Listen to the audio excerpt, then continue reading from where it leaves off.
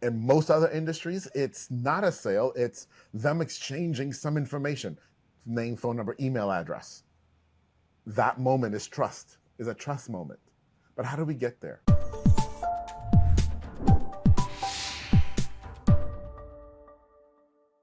Welcome to this week's episode. Today, we're going to dig into something that everybody's heard, but not everybody understands. This concept of know, like, and trust. We're told over and over again, people won't buy from you unless they know, like, and trust you. Makes sense, right? But how do you use that knowledge strategically in your marketing planning, content creation, and really nurturing your relationships to the point where they lean in and want to work with you? So we're going to dig deep into know, like, and trust this week. So Atiba, I know this topic, this is close to your heart, near and dear to your Yep. heart. Yep. So let's lay it out, right? Know, like, and Yeah. trust sounds good. We've heard it. It's in all the marketing stuff, marketing books. But what does that really mean? What are we trying to do when we understand this concept of know, like, and trust? Yeah. So the bottom line of it all is this: no one will buy from you if they don't trust you. Just think about that for a moment. Okay? Think about that for a moment.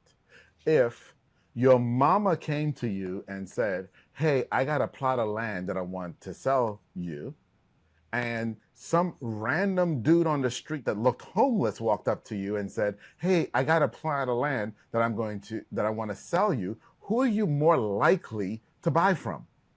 Well, mama, of course, because you trust mama. I don't know you, dude. I don't trust you, dude. Right? And so our entire point in marketing is to get people to know us, like us, and trust us and understand their journey that they need to take to go through that and help them through their journey. We're not pushing them, we're helping them through their journey. So at the point in time where it's time for them to need help, they say, "You know what? Of course I'm going to work with you, Dean. I trust you, buddy. Yeah, of course. Let's go and work together." Well, why can't I just jump to trust? I put good content out. People like it, right? Why can't I just hit them up with a bunch of good content so they know I know my stuff and they'll buy, right? Yeah, the cliche example here, but it's so apropos, is walk into a bar and go up to someone and say, "Will you marry me?" that you've never met before.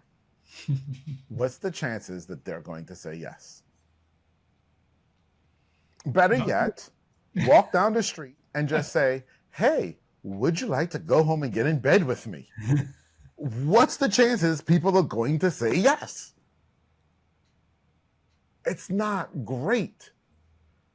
Okay. And that's the challenge is that when you're just throwing your message out there, hoping it would stick with someone, you're playing the long odds that you hit the right person at the right time who's in a desperate state and says yes to you. And guess what?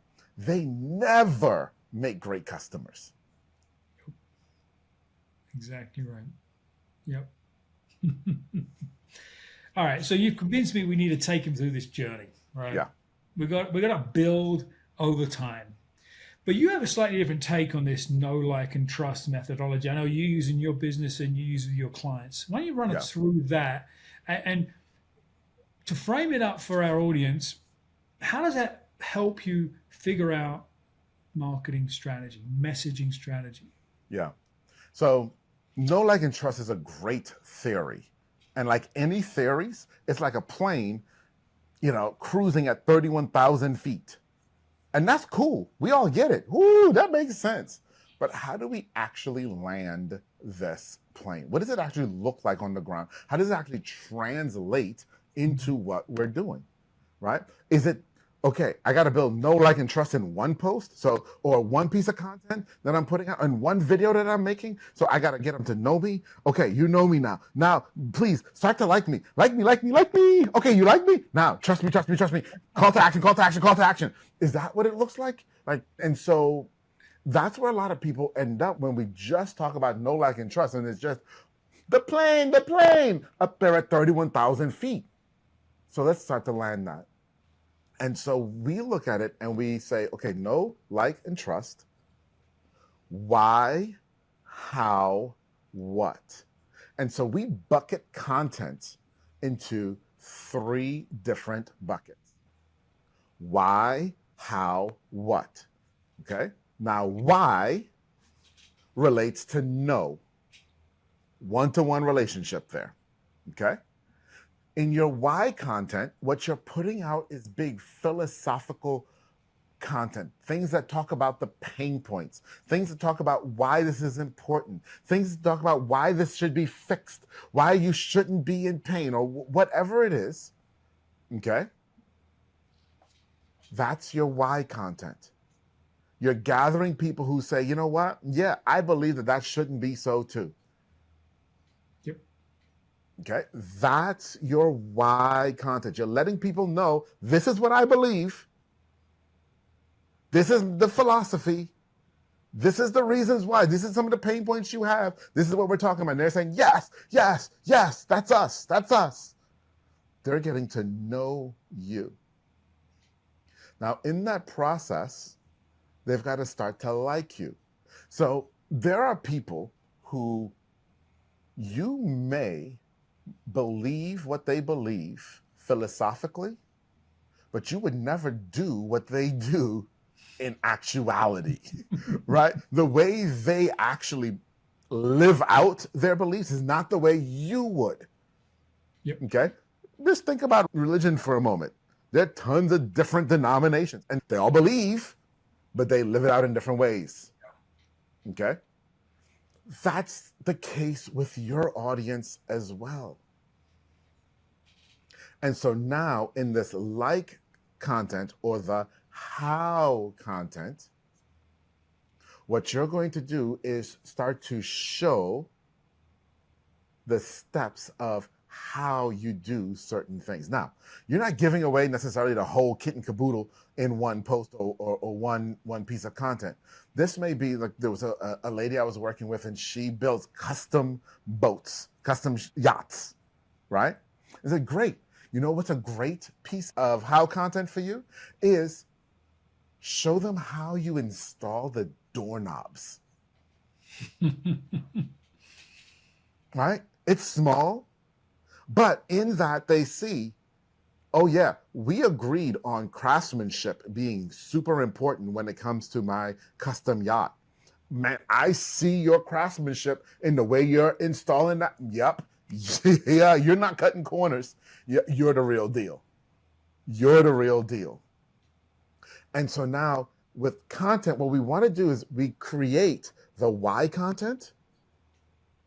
The why content, when we start to talk about CTAs, Yep. call to actions, your why content points to your how content.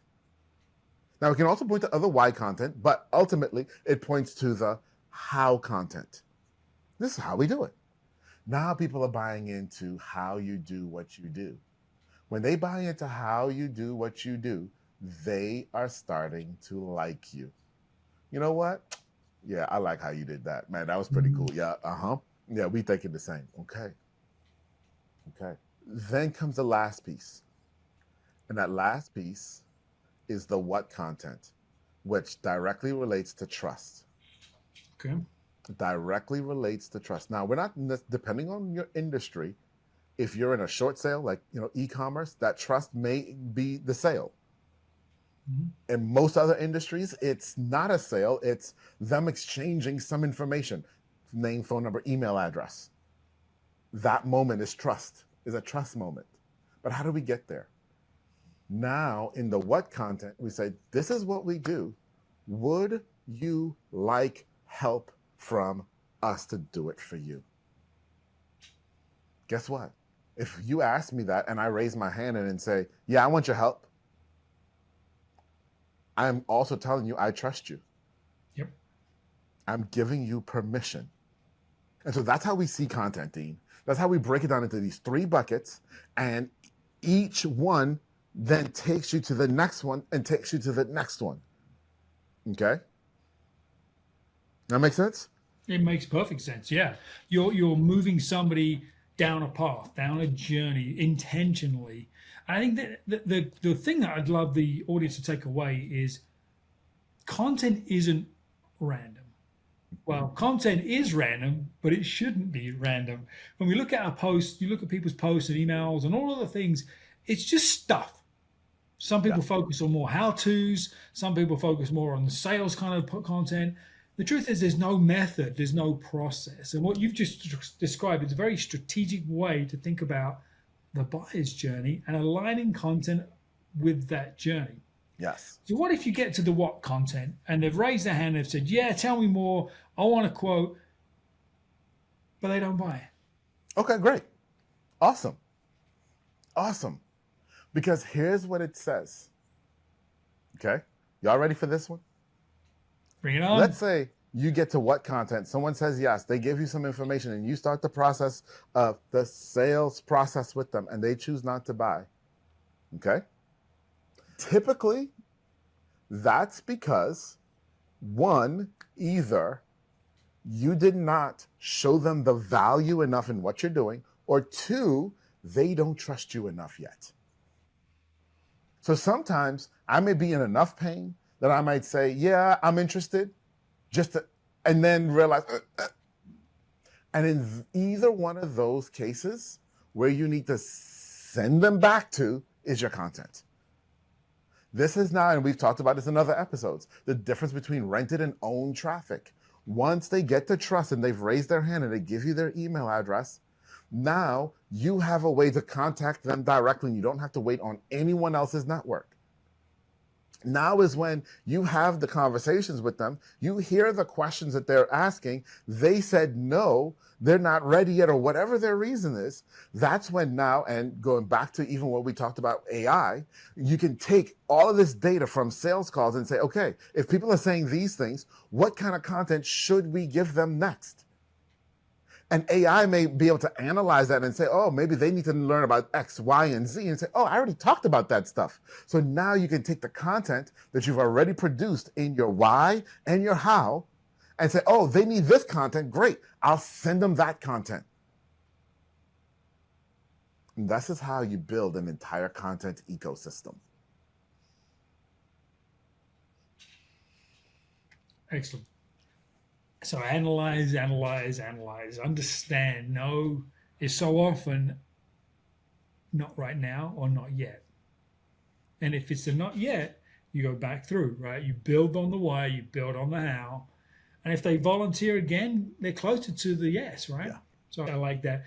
So with the content, the different stages of the content, should some of it be more video content? Should it be more written content? Should it be white papers? Or how do we know what type of content to produce for each stage? Yeah, it's a great question. Now, obviously, y'all all know I run a video marketing agency. So you will think, well, he has to say video. And I'm going to say video is super important. It's what people want. And here's what I'll also tell you. It depends on your audience. If you're selling to doctors, they're going to need a white paper sooner or later. Okay? They're going to need data to back up what you're saying. They're going to need it. If you're selling furniture to college grads, yeah, skip the white paper. Yeah. Yeah, doesn't align with what they care about, right? Right? And so you have to understand what the pain points are for your audience and what they need to help them overcome that. Right? And so for that college grad, if you know your audience are college grads who are going to graduate, but they were frat people and they're going to want to throw parties, then yes, an image of this couch that you're selling in an apartment with people having a good time works just as well as a video. But you've got to know your audience and what they need. So where do we start? Where do we start with this? We know we've got to connect. We've got to show them the stuff and get into. I don't even know where to begin. Where do I start to really rethink about my content strategy? Yeah. It all begins with your buyer, period. Okay. And it begins with your ideal customer profile, which, yes, AI can help you generate as well. and most importantly, understanding the pain points of your ideal customer.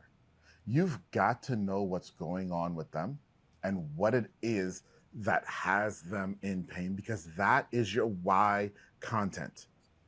Here's the beauty. Here's the beauty. You don't even have to plan your how content. If you do your why content correctly and you talk to their pain points and you talk to the transformation, your audience will ask you how. They will ask you for how does this work? And then what do? You create a piece of how content. You don't have to say, oh, should I show them how I do my doorknobs? They'll ask you.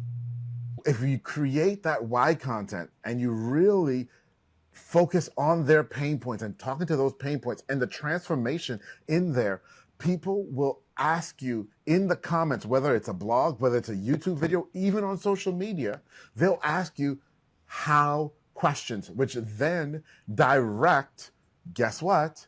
Your how content.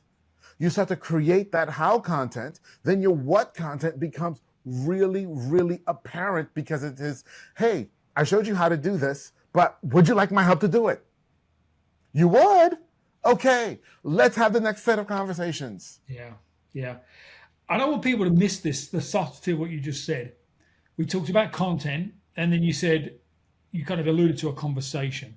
This why, how, what approach applies to your sales conversations too, not Yes. just your marketing content. Because when you actually have an opportunity to have a one-on-one with your prospect, they're going to go back, you're going to go back to the why, the current pain, the impacts of that thing, and then they're going to lean in and say, well, how does that work? Yes. How do you do that? Don't volunteer your how until they lean in and ask, right? Yeah. Because then you're talking about you, and you haven't earned the right to talk about you quite yet. So it applies in your marketing content, it applies in your sales conversations. Really Absolutely. important. And it's amazing because you know all the answers. You're just waiting for the right time to share it. Yes, absolutely. Absolutely. It's such a great point. It's such a great point. And the other side of the beauty of this, okay? The other side of the beauty of this is when you know you've gotten this correct, especially if you're in a coaching consulting type of business, so you're not selling a commodity, okay? Or a service provider type of business. If you're in one service provider, coach, consultant, here's how you know when you've got it right. Because the phone call that you have after they've raised their hand and said they want help usually starts like this. I've been following you for a while, and I saw in your content that you did XYZ, and I went and tried it, and you know what?